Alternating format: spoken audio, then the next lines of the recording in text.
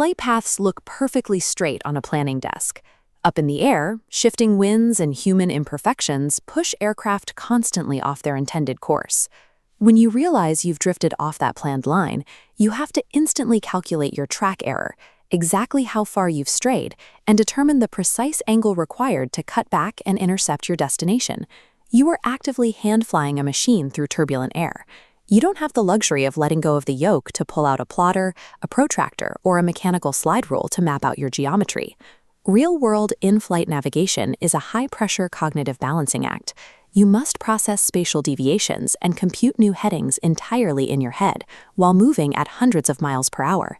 To ensure commercial pilots can handle this cognitive load, aviation authorities use rigorous testing. In India, the air navigation exam is one of the most significant hurdles to earning a commercial license from the DGCA. Historically, this specific paper has an 80 to 90% failure rate. Candidates stumble because they try to brute force memorize complex formulas. They miss the tactical application of mental dead reckoning, the skill of estimating your current position and adjusting your path on the fly. Pilots who pass rely on a standard rule of thumb, a mathematical shortcut that collapses complex geometry into simple arithmetic. It requires no calculator, just basic mental math. It is called the 1 in 60 rule. Mastering this linear ratio is a core component of the airmanship required to move from the classroom to the commercial flight deck. The foundation of this method lies in the small-angle trigonometric approximation. For small angles, the sine of the angle is roughly equal to the angle itself when measured in radians. Specifically, the sine of a 1-degree angle translates to approximately 1 over 60, or 0.0166. Because of this mathematical quirk, you can throw out the decimal trigonometry completely and work entirely with a clean 1 to 60 fraction. This gives us the golden rule. If an aircraft travels 60 nautical miles and drifts exactly 1 nautical mile off track, the track error is exactly 1 degree. Because that ratio is linear, you can scale it infinitely in your head. Drift 2 miles off course over 60 miles, and you have a 2-degree error. The number 60 transforms a demanding geometric equation into elementary math you can calculate instantly. This diagram illustrates a practical scenario. You are flying a planned 90 nautical mile route, tracking straight east on a heading of 090 degrees. After flying 60 nautical miles, you check your position and realize the wind has pushed you 2 nautical miles to the left of your intended track. Step 1 is finding your track error.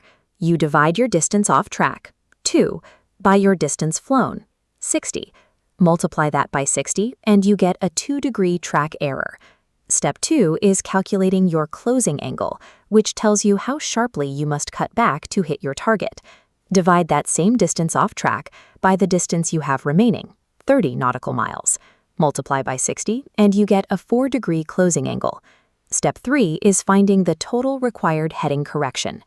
Add your 2-degree track error to your 4-degree closing angle, giving you a total correction of 6 degrees. Finally, apply the direction. Because you drifted left, you must steer right to intercept the target. Add those 6 degrees to your original heading, and you establish a corrected heading of 096 degrees. This sequence shows how a standard navigational drift is quantified and corrected entirely inside the pilot's head in a matter of seconds. If you catch your error early in the flight, before reaching the halfway point, you can apply a tactical variation called the double track error method. By immediately turning back at double your calculated track error angle, you will intercept your original planned route in the exact same amount of time it took you to drift off it. This mental math extends far beyond student pilots and single-engine trainers. It is a daily requirement for professional airline crews operating heavy commercial jets. When air traffic control forces a sudden diversion, or a crew has to alter their heading by 10 miles to bypass an unforecasted thunderstorm on a 60-mile airway, they use this exact rule to instantly calculate the new trajectory. Modern flight decks are packed with advanced GPS systems and automated flight management computers, but automation can fail and screens can go dark.